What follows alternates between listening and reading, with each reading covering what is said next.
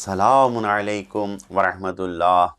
تفسیر نور ہے، آپ کا استقبال ہے۔ الحمدللہ قدم بقدم بڑھتے ہوئے چوتھے جز کو آج مکمل کر رہے ہیں۔ سورہ نساء کی 23ویں آیت ہے اور چوتھا پارہ آج مکمل ہو رہا ہے۔ آپ تمام سامعین و ناظرین سے دعاؤں کے طالب ہیں۔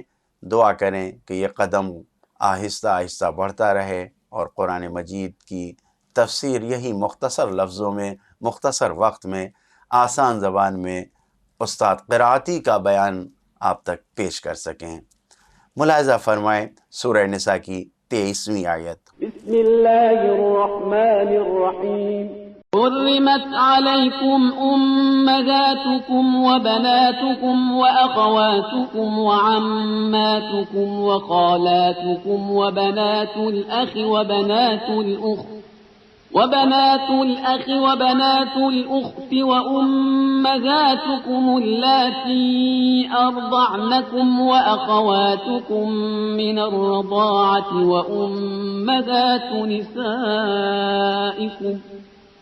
وأمهات نسائكم وربائبكم اللاتي في حجوركم من نسائكم اللاتي دخلتم بهن فإن لم تكونوا دخلتم بهن فلا جناح عليكم وحلائل أبنائكم الذين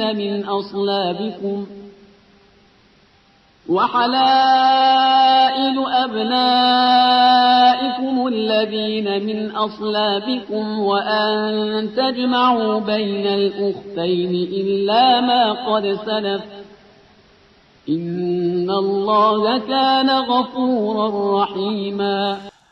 تمہارے اوپر تمہاری مائیں، بیٹیاں، بہنیں، پھوپھیاں، خالائیں، بھتیجیاں، بھانجیاں، وہ مائیں جنہوں نے تم کو دودھ پلایا ہے، تمہاری رضائی یعنی دودھ شریک بہنیں، تمہاری بیویوں کی مائیں، ساس، تمہاری پروردہ عورتیں جو تمہاری آغوش میں جو ہیں، اور ان عورتوں کی اولاد جس سے تم نے دخول کیا ہے۔ ہاں، اگر دخول نہیں کیا ہے تو کوئی حرج نہیں ہے۔ اور تمہارے فرزندوں کی، تمہارے بچوں کی بیویاں جو تمہارے فرزند ہیں، صلب سے تمہارے صلبی جن کے تم باپ ہو، اور دو بہنوں کا ایک ساتھ جمع کرنا، ایک ہی شخص کی زوجیت میں دو بہنیں بیوی بن جائیں، یہ سب خداوند عالم نے حرام کر دیا ہے، یہ سب حرام کر دیا گیا ہے، علاوہ اس کے جو پہلے ہو چکا ہے کہ خدا بہت بخشنے والا ہے اور مہربان ہے۔ اس آیت مبارکہ میں عورتوں کا ایک گروہ جو انسان کے لیے محرم ہیں اور جن سے شادی کرنا حرام قرار دیا گیا ہے، ان کا بیان کیا گیا ہے۔ یقیناً محرم ہونا یا شادی کا حرام ہونا 3 طریقوں سے ممکن ہے۔ پہلا طریقہ ولادت کا ہے، نسبی رشتہ جسے ہم کہتے ہیں۔ ولادت کے ذریعے جو رشتے قائم ہوتے ہیں اس سے انسان محرم ہو جاتا ہے، ولادت کے ذریعے سے۔ دوسرا سببی رشتہ، شادی کے ذریعے سے، جب عقد نکاح ہوتا ہے، رشتہ ازدواج میں انسان بنتا ہے تو بہت سی عورتیں اس رشتے کی وجہ سے حرام ہو جاتی ہیں۔ تیسرا دودھ پلانا، رضائی رشتہ جو ہوتا ہے، دودھ شریک رشتہ، دودھ پلانے سے جو محرم ہو جاتے ہیں۔ یہ 3 سبب بیان کیے گئے ہیں محرم ہونے کے لیے۔ لہذا چند نقطوں کے اوپر غور کریں۔ محرم عورتوں سے شادی کا حرام ہونا گزشتہ ادیان اور دین میں بھی پایا جاتا تھا، چنانچہ توریت میں سفر لاویان میں یہ بات موجود ہے۔ نامحرم عورتوں سے شادی کرنے سے خاندان بڑھتا ہے، رشتہ داریاں بڑھتی ہیں، لہذا اس پر غور کرنا چاہیے۔ 2 بہنوں سے ایک ساتھ شادی کرنے سے حسد، جلن، رقابت بڑھ جاتی ہے، جنسی خواہش کی رقابت، اقتدار کی رقابت یہ سب بڑھ جاتی ہے، اختلاف ہوتا ہے، خواہشوں میں اختلاف ہوتا ہے، اور پھر دشمنی بڑھتی ہے۔ شاید اسی لیے، شاید یہ ایک سبب ہے کہ دو بہنوں کا ایک ساتھ جمع کرنا حرام قرار دیا گیا، ان تجمعوا بین الاختین، یعنی یہ حرام قرار دیا گیا ہے۔ چند پیغامات ہیں اس آیت میں، ملاحظہ فرمائیں۔ پہلا پیغام یہی ہے، ہر چیز کو حرام کرنے کا اختیار صرف پروردگار عالم کے اختیار میں، ہاتھ میں ہے۔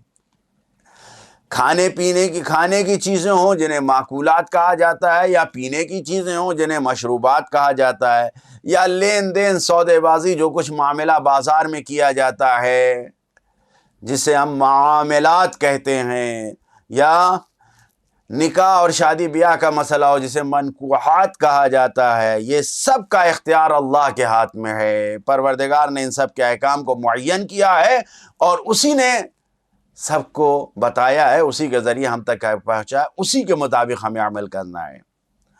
دوسرا پیغام، دودھ کا پلانا۔ جس طریقے سے عورت پیدائش کے ذریعے ماں بنتی ہے، اسی طریقے سے عورت دودھ پلا کر بھی بچے کی ماں بن جاتی ہے، اور محرم ہونے کا یہ ایک بہترین ذریعہ ہے۔ لہذا دودھ پلانے والی عورتوں کو لانے میں تحقیق، چھان بین کریں، ادھر ادھر سے ایسے ہی نہ لے آئیں، بلکہ باشرف، با کمال ایسی عورتوں کو دودھ پینے کے لیے منتخب کریں، ان سے دودھ پلوائیں۔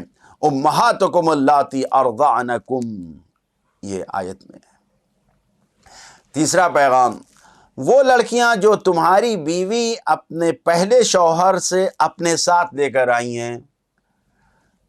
مثال کے طور پر کوئی خاتون تھیں جن کے شوہر کا انتقال ہو گیا، اب ان سے 1 یا 2 یا 3 بیٹیاں تھیں، اب کوئی شادی کر رہا ہے ان سے دوبارہ، عدہ گزر گیا، وہ شادی کر رہا ہے، بچوں کی سرپرستی کر رہا ہے، تو ان کے بارے میں ہے کہ ان کو اپنی بیٹی کی طرح سمجھو، جو ربیبہ ہیں، ربائبکم، تو جو تمہاری ربیبہ ہیں ان کو اپنی بیٹی کی طرح سمجھو، ان کی تربیت کرو، ان کی پرورش کرو۔ ربائبکم اللاتی فی حجورکم، یہ تمہاری آغوش میں پروان چڑھ رہی ہیں، ان کی تربیت کرو۔ چوتھا پیغام، قانون بننے سے پہلے کے زمانے پہ، گزشتہ زمانے پر لاگو نہیں ہوتا، نافذ نہیں ہوتا ہے، الا ما قد سلف۔ اس آیت میں 2 بہنوں سے یکجا نکاح کے حرام ہونے سے پہلے جن لوگوں نے 2 بہنوں سے شادی کر رکھی ہے ان پر عذاب نہیں ہے، کیونکہ خدا بہت بڑا بخشنے والا ہے، مہربان ہے، اس نے معاف کر دیا ہے۔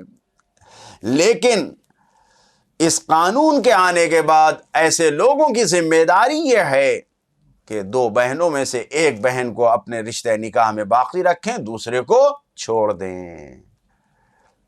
اگر ایسا کیا تو ان پر کوئی عذاب نہیں ہے، لیکن اگر اس قانون کے آنے کے بعد بھی انہوں نے باقی رکھا تو پھر گناہ گار ہیں۔ عملی زندگی میں بہرحال یہ آیتیں ہمیں پیغام دے رہی ہیں کہ ہر انسان کو محرم اور نامحرم کا خیال رکھنا چاہیے۔ آج کا ترقی یافتہ سماج، مغربی ویسٹرن کلچر ہم کو مکس گیدرنگ کی طرف لے جا رہا ہے۔ یہ جو گیدرنگ ہو رہی ہے مکس، جہاں پر محرم نامحرم کا خیال نہیں ہے، عملی زندگی کو کامیاب بنانا ہے تو ان گناہوں سے اپنے آپ کو بچائیں، خاص کر کے شادی بیاہ کے موقع پر ان گناہوں سے بچائیں تاکہ شادیاں کامیاب ہو سکیں، زندگیاں کامیاب ہو سکیں۔ خدایا ہم سب کو دین الہی پر عمل کرنے والے بندوں میں قرار دے۔ والسلام علیکم ورحمۃ اللہ وبرکاتہ۔